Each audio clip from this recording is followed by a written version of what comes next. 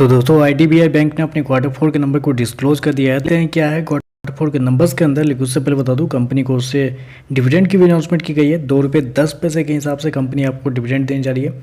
चलिए नंबर देख लेते हैं। डाटा बेसिकली यहाँ पे क्रोर्स में दिया गया है। तो देखिए पिछले क्वार्टर की बात करते हैं तो पिछले क्वार्टर में कंपनी का टोटल इनकम 8,564 करोड़ के आसपास था। पिछले साल 7,886 करोड़, जबकि अभी देखें तो 9,035 करोड़ के आसपास आपको देखने को मिला। तो कंपनी का टोटल इनकम देखें तो आपको साल दर साल क्वार्टर क्वार्टर बढ़ता हुआ देखने को मिला है। इंटरेस्ट इनकम देखें पिछले क्वार्टर में 7,815 करोड़, पिछले साल 6,990 करोड़, जबकि अभी देखें तो 6,978 करोड़ के आसपास आपको देखने को मिला। तो यहाँ पे एक सरप्राइज देखने को मिला है कि कंपनी का टोटल इनकम बढ़ा है, लेकिन कंपनी का जो मेन बिजनेस जहाँ से होता है वो आपको साल दर साल क्वार्टर क्वार्टर गिरता हुआ देखने को मिला है। तो यहाँ पे थोड़ा सा कंपनी के नंबर कमजोर देखने को मिला है। और कंपनी के नेट इंटरेस्ट इनकम की बात कर लेते हैं तो पिछले साल कंपनी का नेट इंटरेस्ट इनकम था आपका 3,688 करोड़, पिछले क्वार्टर में देखते हैं तो 4,228 करोड़, जबकि इस क्वार्टर में देखते हैं तो कंपनी का नेट इंटरेस्ट इनकम 3,290 करोड़ के आसपास है। तो यहाँ पे भी देखें तो एक बड़ी गिरावट आपको देखने को मिले कंपनी के नेट इंटरेस्ट इनकम के अंदर।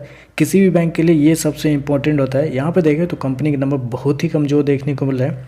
कंपनी का नेट इंटरेस्ट इनकम साल दर साल क्वार्टर क्वार्टर गिरता हुआ देखने को मिल रहा है।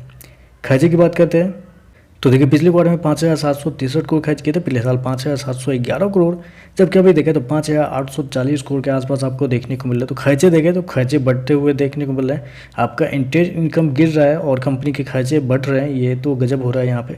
तो खर्चे आपको ज़्यादा देखने को मिल रहे हैं। प्रोविजन की बात करते हैं तो देखिए पिछले क्वार्टर में कंपनी ने 165 करोड़ गंवाए थे प्रोविजन के रूप में, पिछले साल 113 करोड़ गंवाए थे, अभी देखें तो 233 करोड़ के आसपास है। तो यहाँ पे देखें तो प्रोविजन आपको बढ़ता हुआ देखने को मिला है। मतलब जहाँ आपको अच्छा नंबर देना चाहिए वहाँ आप दे नहीं पा रहे, अपना इंटरेस्ट इनकम आप गिरा रहे हैं और वैसे में ऊपर से और आपका प्रोविजन आपको साल दर साल क्वार्टर क्वार्टर बढ़ता हुआ देखने को मिला। ये तो बहुत ज़्यादा गलत है यहाँ पे।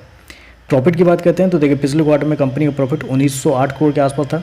पिछले साल की बात करते हैं तो पिछले साल 1,628 करोड़ के आसपास, जबकि अभी देखें तो 2,052 करोड़ के आसपास देखने को मिला। तो कंपनी का प्रॉफिट आप देखेंगे तो आपको यहाँ पर बढ़ता हुआ देखने को मिलेगा। लेकिन आप बोलेंगे कि कैसे बढ़ सकता है जब कंपनी का इंटरेस्ट इनकम साल दर साल क्वार्टर क्वार्टर गिरता हुआ देखने को मिला है, कंपनी का नेट इंटरेस्ट इनकम गिरता हुआ देखने को, प्रोविजन बढ़ रहा है, तो कंपनी का प्रॉफिट कैसे बढ़ सकता है? बिल्कुल नहीं बढ़ना चाहिए था। बढ़ने के पीछे का रीज़न है कंपनी का क्या, अदर इनकम। अदर इनकम में कंपनी को इस क्वार्टर में 2,056 करोड़ का कंपनी ने रेवेन्यू जनरेट किया है। पिछले क्वार्टर में 750 करोड़ और पिछले साल लगभग 900 करोड़ के आसपास। तो अदर इनकम इस क्वार्टर में बहुत ही ज़्यादा आपको देखने को मिल रहा है। और अदर इनकम में क्या होता है, कंपनी के जो अदर इनकम होते हैं टोटली कंपनी के प्रॉफिट के अंदर ऐड हो जाते हैं, जिसकी वजह से बढ़ता हुआ देखने को मिल रहा है। एनपीए देख लेते हैं तो देखिए पिछले साल कंपनी का एनपीए 4.57 के आसपास था ग्रॉस एनपीए, पिछले क्वार्टर में 3.57, अभी देखें तो 2.98 के आसपास है। नेट एनपीए देखें तो 0.34 से गिर के 0.15 आ चुका है, जब पिछले क्वार्टर में 0.18 के आसपास था। तो ये एनपीए में कोई दिक्कत नहीं है, एनपीए कंपनी का ठीक है, साल दर साल क्वार्टर क्वार्टर संभलता हुआ देखने को मिला है। बाकी एक ही चीज़ जो अच्छा देखने को मिल रहा है वो कि वही है, बाकी हर एक एंगल पे देखें तो कंपनी का नंबर कमजोर है।